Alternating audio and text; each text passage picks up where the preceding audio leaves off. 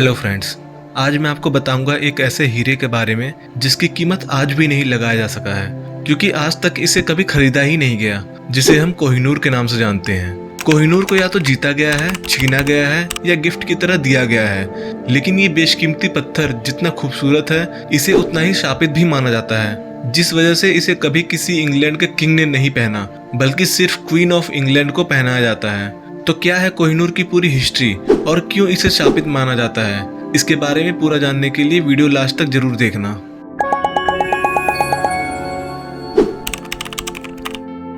कोहिनूर कहाँ पाया गया था, इसको लेकर काफी सारी स्टोरीज हैं, पर मोस्टली हिस्टोरियंस के अकॉर्डिंग इसे आंध्र प्रदेश के गुंटूर माइन में पाया गया था। इसे पाए जाने का टाइम 1100 से 1300 के बीच का बताया जाता है, जिस टाइम पे गुंटूर काकतीय डायनेस्टी के अंडर आता था। कोहिनूर का सफर काकतीय डायनेस्टी से खिलजी, मुगल, पर्शियन, अफगान और सिख से ब्रिटिशर्स पे खत्म होता है। कहा जाता है कि शुरुआत में कोहिनूर का वेट 793 कैरेट था। कोहिनूर का सबसे पहला मेंशन एक हिंदी टेक्स्ट में मिलता है, जो 1306 में लिखा गया था, जिसमें इसे एक लार्ज डायमंड बताया गया है, क्योंकि उस टाइम तक इस डायमंड का कोई नाम नहीं था। साथ ही ये भी लिखा था कि ये हीरा जिसके पास भी होगा उसके पास पूरी दुनिया होगी, पर उसके साथ उसे ढेर सारी बैड लक भी मिलेगी। ऐसा क्यों कहा गया था और लोगों ने इस पर बिलीव कैसे कर लिया, इसके पीछे काफी इंटरेस्टिंग स्टोरी है। अर्ली 14th सेंचुरी में अलाउद्दीन खिलजी के साउथ इंडिया में रेड के दौरान वरांगल में ये हीरा उसके हाथ लगता है, जहाँ इसे एक मंदिर के मूर्ति के ऊपर लगाया होता है। वहाँ से ये हीरा काकतीय से खिलजीस के पास चला जाता है। इसके बाद 1526 में बाबर ने इब्राहिम लोधी को पानीपत की लड़ाई में हराकर दिल्ली सल्तनत का सारा खजाना अपने अंडर ले लिया, जिसमें कोहिनूर भी शामिल था। बाबर ने कोहिनूर का जिक्र अपने ऑटोबायोग्राफी बाबरनामा में किया है, जिसमें उसने कोहिनूर को डायमंड ऑफ बाबर का नाम दिया है और उसकी कीमत पूरी दुनिया को एक दिन खाना खिलाने से किया है। इसके बाद इसे मुगल डायनेस्टी के रूलर्स में आगे पास कर दिया जाता है। कोहिनूर का अगला जिक्र शाहजहां के द्वारा मिलता है, जहां उसने इस हीरे को अपने पीकॉक थ्रोन में लगाया था। इस राजगद्दी को बनाने में 7 साल लगे थे, जिसमें एक से बढ़कर एक कीमती हीरा लगा हुआ था और इसकी कीमत 4 ताजमहल के बराबर बताई जाती है। इसके बाद औरंगजेब के शासन में कोहिनूर की सुंदरता को बढ़ाने के लिए उसकी कटिंग करवाई गई। औरंगजेब ने इसकी जिम्मेदारी वेनिस के फेमस जेम आर्टिस्ट बोर्जिया को दी थी, पर बोर्जिया ने लापरवाही से इसे ओवरकट करते हुए कोहिनूर का वेट 793 कैरेट से 186 कैरेट कर दिया, जिससे औरंगजेब काफी नाराज भी हुआ था। औरंगजेब के बाद मोहम्मद शाह रंगीला के रूल के दौरान पर्शिया के नादिर शाह की नजर दिल्ली पर पड़ती है। दिल्ली उस टाइम दुनिया के सबसे वेल्दीएस्ट सिटी में से एक थी। नादिर शाह 1739 में दिल्ली पर हमला करके जीत हासिल कर लेता है और यहाँ से ढेर सारा खजाना जीतकर पर्शिया ले जाता है, जिसमें वो पीकॉक थ्रोन भी था, जिससे अब कोहिनूर मुगल्स से पर्शियंस के पास चला जाता है। नादिर शाह ने उस थ्रोन से वो हीरा निकाला और उसकी खूबसूरती देखकर उसे नाम दिया कोहिनूर।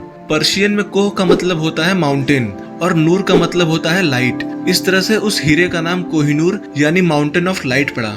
नादिर शाह ने कोहिनूर की कीमत लगाते हुए कहा था कि कोई बलवान इंसान अगर चारों दिशाओं में एक पत्थर फेंके और एक पत्थर हवा में उछाले और इस पूरे स्पेस को सोने से भर दिया जाए, तो भी वो कोहिनूर की कीमत से कम होगा। नादिर शाह कोहिनूर को एक ब्रेसलेट में लगवाकर उसे पहना करते थे। इसके 8 साल बाद ही 1747 में नादिर शाह की ईरान में हत्या हो जाती है और कोहिनूर उनके जनरल अहमद शाह दुर्रानी को मिल जाती है। आगे चलकर अहमद शाह ने ही अफगानिस्तान में दुर्रानी डायनेस्टी की फाउंडेशन रखी थी और इस तरह से कोहिनूर पर्शियन से अफगान्स के पास चली जाती है। 2 जनरेशंस तक कोहिनूर अफगान के पास ही रहता है, पर उसके बाद दुर्रानी डायनेस्टी में राजपाट को लेकर 3 भाइयों में लड़ाई हो जाती है, जिसमें से एक भाई शाह सूजा कोहिनूर को अपने साथ लेकर भाग जाता है और लाहौर में महाराजा रंजीत सिंह के पास पनाह लेता है। उसने रंजीत सिंह से अपनी राजगद्दी पाने के लिए मदद के रूप में कोहिनूर गिफ्ट कर दी और इस तरह से 1813 में कोहिनूर अफगान से सिख रूलर के पास चला जाता है। महाराजा रंजीत सिंह ने कोहिनूर को अपने आर्मलेट में अटैच करवा के उसे पहना करते थे। महाराजा रंजीत सिंह के मौत के बाद पंजाब में राजगद्दी को लेकर काफी वायलेंस होता है और अगले 4 साल में 4 रूलर्स बदले जाने के बाद इस वायलेंस के एंड में सिर्फ राजा दलीप सिंह और उनकी मां रानी जिंदन बचती है। दलीप सिंह उस टाइम पे सिर्फ 10 साल के थे। इस दौरान अंग्रेजों को कोहिनूर के बारे में पता चलता है और नॉर्थ इंडिया को कब्जे में लेने के बाद उनकी नजर अब पंजाब पर होती है। उन्होंने 1849 में रानी जिंदन को जेल में कैद कर दिया और लॉर्ड डलहौजी ने दलीप सिंह से ट्रीटी ऑफ लाहौर पे साइन करवा लिया, जिससे उनकी सारी जायदाद अंग्रेजों के कब्जे में आ जाती है, जिसमें कोहिनूर को भी मेंशन किया गया था और इस तरह से कोहिनूर सिख से ब्रिटिशर्स के पास चला जाता है। ब्रिटिशर्स ने चुपके से कोहिनूर को इंग्लैंड भिजवा दिया। यहाँ तक कि जिस शिप में उसे ले जाया गया उस शिप में भी किसी को नहीं पता था कि उसमें कोहिनूर को ले जाया जा रहा है। जुलाई 1850 में क्वीन विक्टोरिया को ये हीरा एज ए गिफ्ट दिया जाता है, लेकिन क्वीन विक्टोरिया को हीरे का शेप कुछ खास पसंद नहीं आया, जिसके बाद प्रिंस एल्बर्ट ने इसे दोबारा से रीशेप करवा के ओवल शेप्ड बनवाया, जिससे कोहिनूर का वेट 186 कैरेट से कम होकर 105.6 कैरेट रह गया। आज इसका साइज 3.6 बाय 3.2 बाय 1.6 सेंटीमीटर है। ब्रिटिशर्स ने कोहिनूर के स्थापित होने की बात को नजरअंदाज नहीं किया, इसलिए ब्रिटिश रॉयल फैमिलीज ने कोहिनूर का मालिक किसी किंग को नहीं बल्कि उनकी पत्नियों को बनाया, क्योंकि 1306 में जिस हिंदी टेक्स्ट में पहली बार कोहिनूर को मेंशन किया गया था, जहां पर उसे शापित बताया गया था, वहीं ये भी लिखा था कि इसे सिर्फ कोई भगवान या औरत ही अपने पास रख सकती है। आज कोहिनूर टावर ऑफ लंदन के ज्वेल हाउस में रखा हुआ है। देखा जाए तो जिस भी रूलर के पास ये कोहिनूर जाता है उसका पतन शुरू हो जाता है। दिल्ली के सल्तनत के डाउनफॉल से औरंगजेब के रिशेप करवाने के बाद मुगल अंपायर का खात्मा, नादिर शाह की हत्या, दुर्रानी डायनेस्टी में आपसी लड़ाई और राजा रंजीत सिंह के राज्य में वायलेंस और अंग्रेजों द्वारा पंजाब पर कब्जा। हालांकि ये सारी चीजें बस एक कोइंसिडेंस ही है।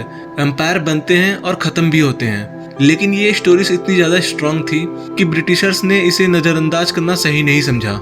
वैसे आपको क्या लगता है, कोहिनूर सच में शापित है या फिर ये बस एक कोइंसिडेंस है? आप हमें कमेंट करके जरूर बताना, और ऐसे ही इंटरेस्टिंग टॉपिक्स के बारे में जानने के लिए चैनल को सब्सक्राइब जरूर कर लेना। मिलते हैं अगली वीडियो में। Thank you.